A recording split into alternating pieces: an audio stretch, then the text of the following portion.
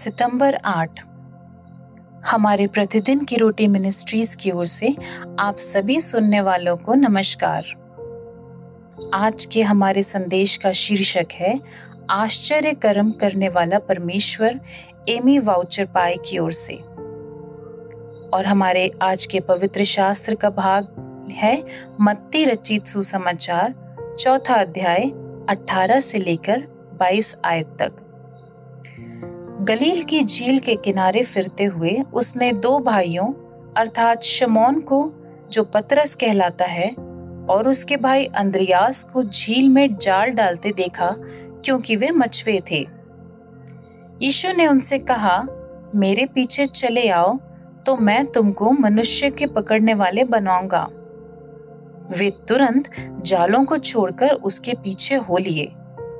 वहां से आगे बढ़कर यीशु ने और 2 भाइयों अर्थात जब्दी के पुत्र याकूब और उसके भाई यूहन्ना को देखा। वे अपने पिता जब्दी के साथ नाव पर अपने जालों को सुधार रहे थे। उसने उन्हें भी बुलाया। वे तुरंत नाव और अपने पिता को छोड़कर उसके पीछे हो लिए। मुख्य वचन मत्ती 4 उसका 20। वे तुरंत जालों को छोड़कर उसके पीछे हो लिए। सम्मेलन केंद्र में अंधेरा छा गया और हजारों विश्वविद्यालय के छात्रों ने अपने सिर झुका लिया जब वक्ता ने समर्पण की प्रार्थना में हमारी अगुवाई की। जब उन्होंने उन लोगों का स्वागत किया जो विदेशी मिशनों में सेवा करने के लिए बुलाए गए थे, तो मैं महसूस कर सकता था कि मेरी दोस्त लिनेट अपनी सीट छोड़ रही थी और जानती थी कि वो फिलीपींस में रहने और सेवा करने का वादा कर रही थी।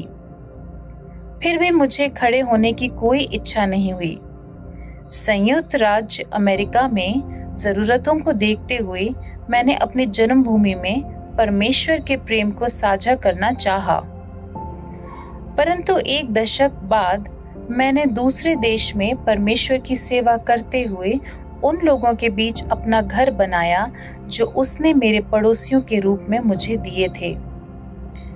मैं अपना जीवन कैसे व्यतीत करूंगा, इस बारे में मेरे विचार तब बदल गए जब मुझे इस बात का एहसास हुआ कि परमेश्वर ने मुझे उस अभियान से अलग कार्य करने के लिए आमंत्रित किया है जिसका मैंने अनुमान लगाया था।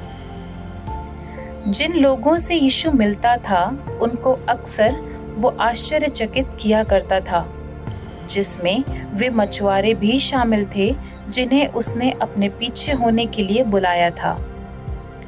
जब मसीह ने उन्हें लोगों को पकड़ने का एक विशेष कार्य दिया, तो पतरस और अंद्रियास तुरंत अपना जाल छोड़कर उसके पीछे हो लिए, और याकूब एवं योना ने भी तुरंत अपनी नाव छोड़ दी। वे उस पर भरोसा करते हुए, ये ना जानते हुए भी कि वे कहाँ जा रहे थे, यीशु के साथ इस नए अभियान पर निकल पड़े। निसंदेह परमेश्वर बहुत से लोगों को अपनी सेवा वहीं पर करने के लिए बुलाता है जहाँ पर वे हैं। चाहे रुकना हो या जाना हो, हम सब उसकी ओर से हमें अद्भुत अनुभवों और उनके लिए जीवन व्यतीत करने के अवसरों के साथ आश्चर्यचकित करने की आशा से देख सकते हैं, जिस तरह से हमने अपने सभी सपने में भी कभी सोचा नहीं होगा। जब आप काम करते हुए परमेश्वर की कहानियां सुनते हैं तो आपकी क्या प्रतिक्रिया होती है? उसने आपको कैसे आश्चर्यचकित किया है? हे प्यारे यीशु, आप लोगों को अनोखे और अद्भुत तरीकों से आपके पीछे हो लेने के लिए बुलाते हैं। मुझे आपकी आवाज की पहचान करने और आपकी बुलाहट का उत्तर देना सिखाएं। आमीन।